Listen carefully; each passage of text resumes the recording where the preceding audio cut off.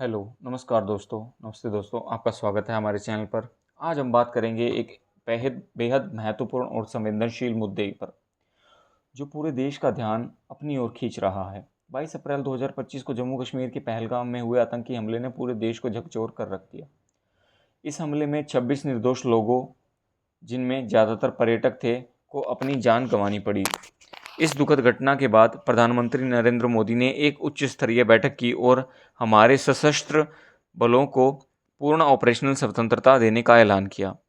आइए इस घटना और इसके बाद की कार्रवाई को विस्तार से समझते हैं। पहलगाम, जो अपनी प्राकृतिक सुंदरता के लिए दुनिया भर में मशहूर है, 22 अप्रैल को एक भयानक आतंकी हमले में शिकार बना। 22 सारन मीडो में आतंकवादियों ने ठंडे खून में 25 पर्यटकों और एक स्थानीय कश्मीरी को गोली मारकर हत्या कर दी। यह हमला उस समय हुआ जब कश्मीर में शांति और समृद्धि धीरे धीरे लौट रही थी।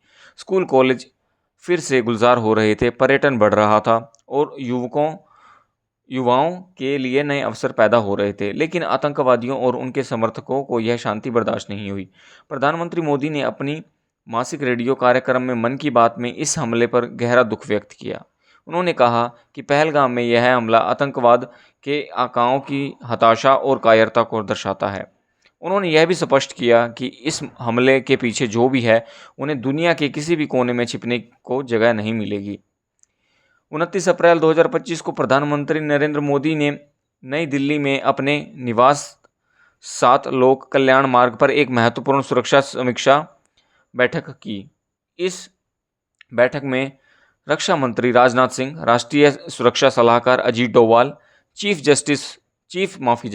Of defence staff general Anil Chauhan और तीनों सशस्त्र बलों के प्रमुख मौजूद थे। इस बैठक का उद्देश्य पहलगाम हमले के बाद सुरक्षा स्थिति की समीक्षा करना और जवाबी कार्रवाई की रणनीति तैयार करना था। सूत्रों के अनुसार इस बैठक में पीएम मोदी ने सशस्त्र बलों को पूर्ण ऑपरेशनल स्वतंत्रता देने का निर्देश दिया।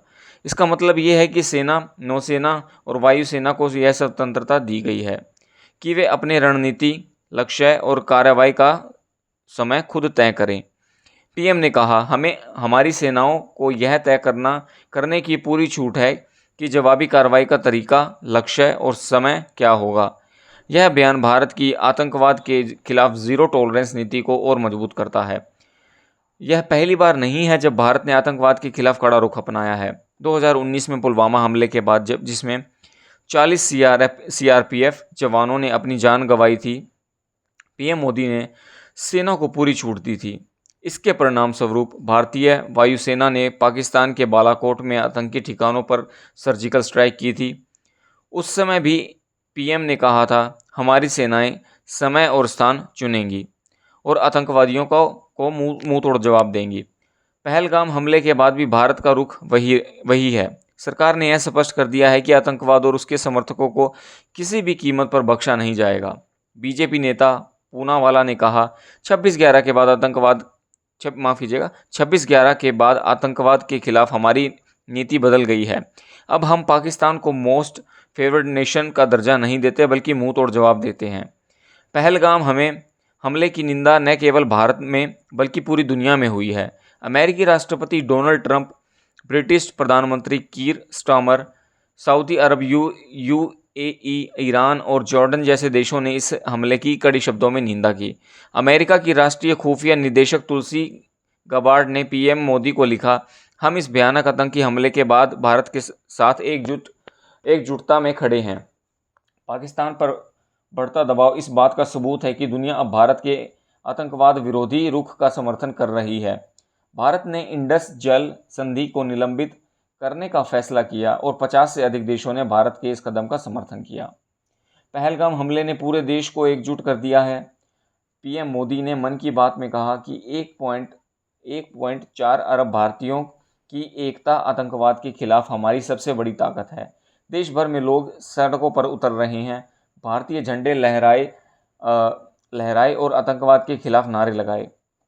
लंदन में भारतीय समुदाय ने पाकिस्तान उच्चायोग के बाहर प्रदर्शन किया, जिसमें हिंदू लाइव्स मैटर और इस्लामिक आतंकवाद बंद करो जैसे नारे लगाए गए। विपक्षी दलों ने भी इस मुद्दे पर सरकार का समर्थन किया है। हालांकि कुछ नेताओं ने, जैसे कि मल्लिकार्जुन खड़गे और राहुल गांधी ने सुरक्षा चूक का मुद्दा उठाया और विशेष संसद सत्र बुलाने की मांग की। लेकिन कुल मिलाकर देश एक स्वर में बोल रहा है कि आतंकवाद को किसी भी कीमत पर बर्दाश्त नहीं किया जाएगा। पहलगाम हमले के बाद जम्मू कश्मीर में सुरक्षा बलों ने कई आतंकी ठिकानों को नष्ट किया है। 4 आतंकवादियों के घर ढाए गए और कई जगहों पर तलाशी अभियान चलाए जा रहे हैं। राष्ट्रीय जांच एजेंसियां NIA भी इस मामले में जांच कर रही है। एक चीनी निर्मित सैटेलाइट फ़ोन की बरामदी ने इस हमले में बाहरी ताकतों की भूमिका की ओर इशारा किया है। सूत्रों का कहना है कि भारत की जवाबी कार्रवाई केवल सैन्य ऑपरेशन तक सीमित नहीं होगी। साइबर हमले, नौसेना और वायुसेना के जरिए ब्लॉकेड और कूटनीतिक दबाव जैसे कदम भी उठाए जा सकते हैं। बीजेपी नेता कलराज मिश्रा ने कहा, पाकिस्तान को अब परिणाम भुगतने के लिए तैयार रहना चाहिए। तो दोस्तों, पहलगाम आतंकी हमला एक बार फिर हमें याद दिलाता है कि आतंकवाद के खिलाफ हमारी लड़ाई अभी ख़त्म नहीं हुई है, लेकिन प्रधानमंत्री नरेंद्र मोदी के नेतृत्व में भारत ने यह स्पष्ट कर दिया है कि हम न तो झुकेंगे न ही रुकेंगे। हमारी सेनाएं, हमारी एकता और हमारा संकल्प आतंकवाद को जड़ से उखाड़ फेंकेगा। आप इस बारे में क्या सोचते हैं दोस्तों?